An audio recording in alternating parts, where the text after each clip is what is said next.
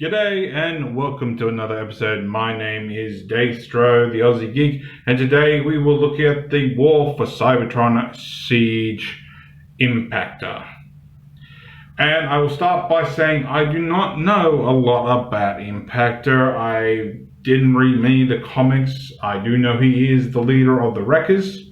I do know that there's quite a few G1 members who are members of the Wreckers. And I do know that I have quite a few of the Wreckers, whether as masterpieces or mostly as chugs.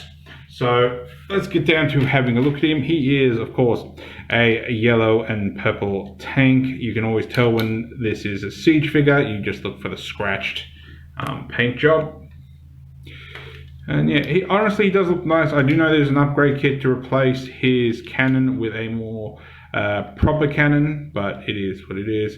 We have little guns, we have scrappers. Honestly, this guy feels like what that he might have used to work with Megatron, because I know that the Megatron back in the day was the sort of gladiator Megatron, so it would make sense.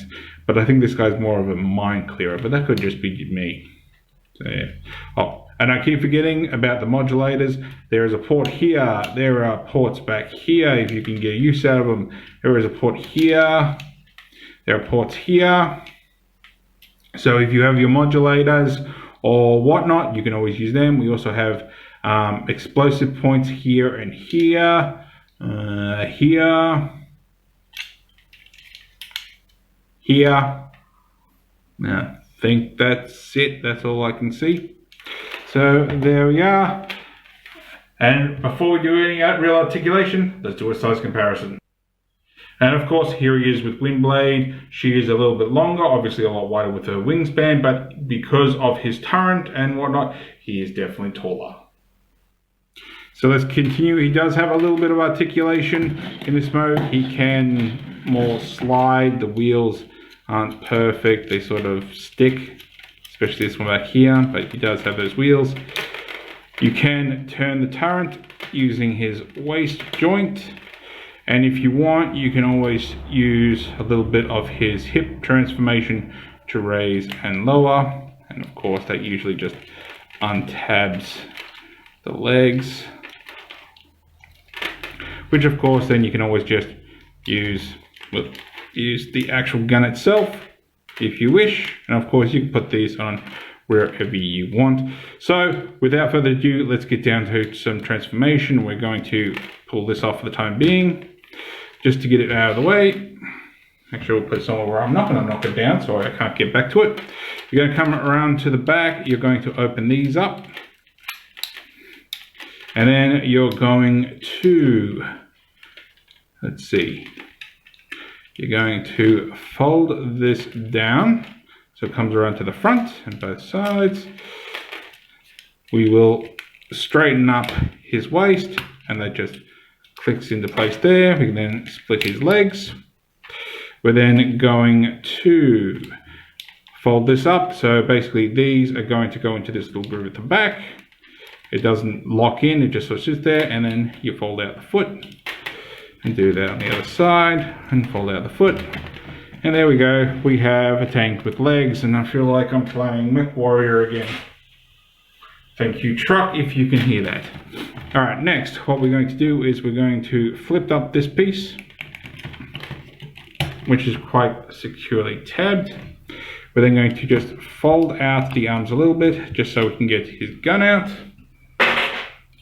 and then what we can do is we can fold the arm just out to the side, not all the way up, just a little bit out, and then we can fold down the chest.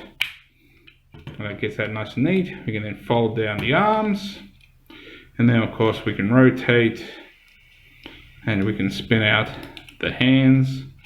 You just got to remember where they are. There we go. So it should be that way, is it? Yep. There we go. And then you can fold over the cannon, pull back this bit, flip up the head, rotate, and flip that back in place. And there we have Impactor all in his robot mode. And he does look really good. I do like the purple and the yellow. You know, if no one told me and this Autobot logo wasn't there, I'd say it was a Decepticon. But I think that's the genius of Impactor, is he gives you the feel of the Decepticon, but he's definitely an Autobot. Honestly, this would feel like a shattered glass version. So yeah, there we go. So we'll just take a quick look at the close-up of his head, if I can get it. And if you can see it, you can't really see it. Doesn't really help. I don't know if I can get my lighting to show up. Oh, he does have red eyes. You probably can't quite see it. He has the yellow for the helmet. Nice purple mohawk. And a nice lot of detail there. He is he actually isn't too gappy. He's a little bit gappy, but not too much.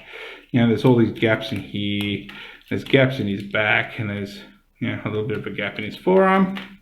So there we go. And of course, you can still use this and this for your modulators. That one's still on the side. You can then use the top of the gun as well. And of course, you still have these three here. I don't know what you'd use that for, but hey, inventiveness. So let's dip down to our articulation. His head can do a full 360. If you pull back part of the transformation, you can help have him look up, but he doesn't really look down. His arm can do a full 360. It goes out that far.